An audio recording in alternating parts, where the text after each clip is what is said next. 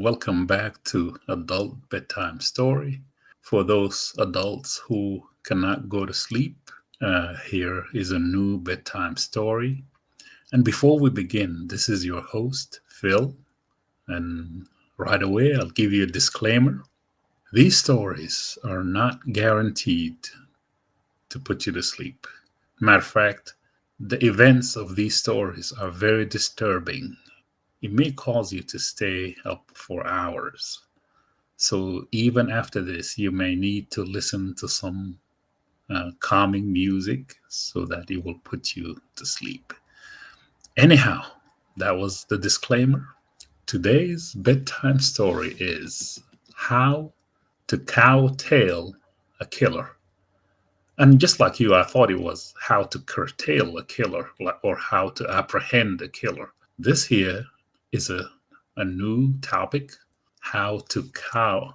It's not a misspelling, it's how to cow tail a killer. Let's begin our story. And we take that from the Quran, two surahs. The first one is Surah Al Ma'idah 101, and the second one is Surah Al Baqarah, or the cow. Al Ma'idah is the table, Al Baqarah is the cow. You will see the connection, or maybe you will not see the connection at all. Just like I said, there's no purpose to this story. But let me read this verse, Al Ma'idah, or the table 101. O believers, do not ask about any matter which, if made clear to you, may disturb you. So this is like a disclaimer. Don't ask questions. And if you see a lot of Muslims tell you that, hey, we don't question our religion, here is a mandate from their God. Don't ask questions. Why? You will see the consequences. Surah Al-Baqarah is the second surah or chapter in Quran. And there's a reason for, in every surah and every verse, there is something called Asbab and Nuzul, or the reason that verse or, was sent down to Muhammad. And today we're going to go through this intriguing story. How to not curtail, again, how to cowtail a killer. And please pay attention to the details because there is a purpose behind every detail here. Long time ago, there was a Jewish man, and excuse me if I mix the dress between Arab and Jewish. So just go ahead, go along with the story. There was a very, very, very rich Jewish man who had no kids, no boys or girls.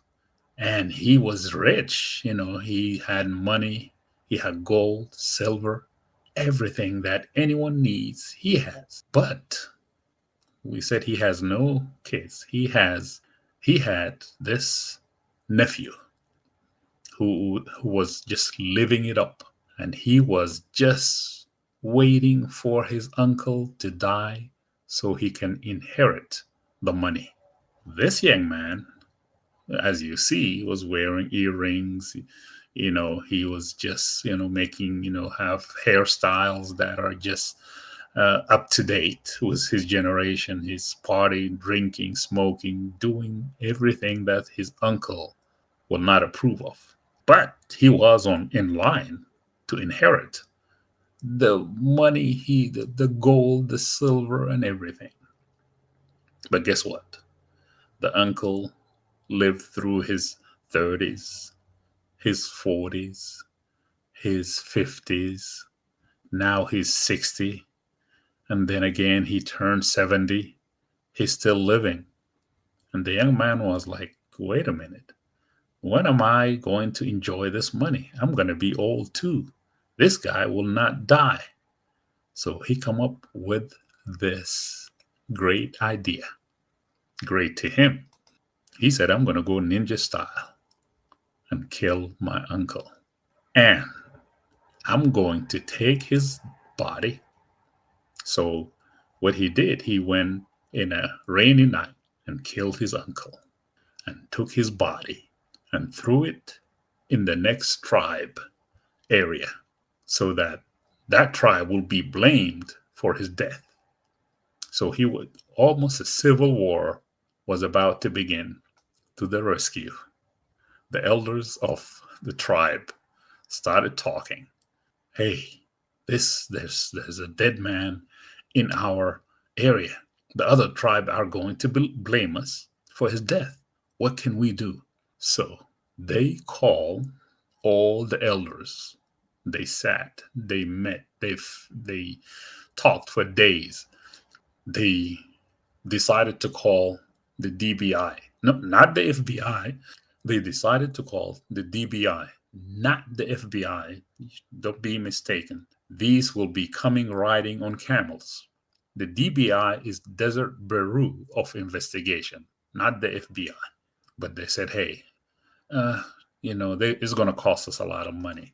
Some of them decided to call the CSI, Crime Scene Investigation Unit, the Desert Branch. But they said, you know what? We can't afford that. Finally, some of the wise older men, they said, hey, we have Moses and his writings here. Let's ask Moses.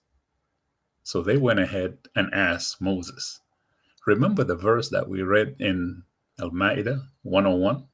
Okay, so now they're trying to find the killer so that that person will be brought to justice and evade, the prevent war from happening. They asked Musa, actually.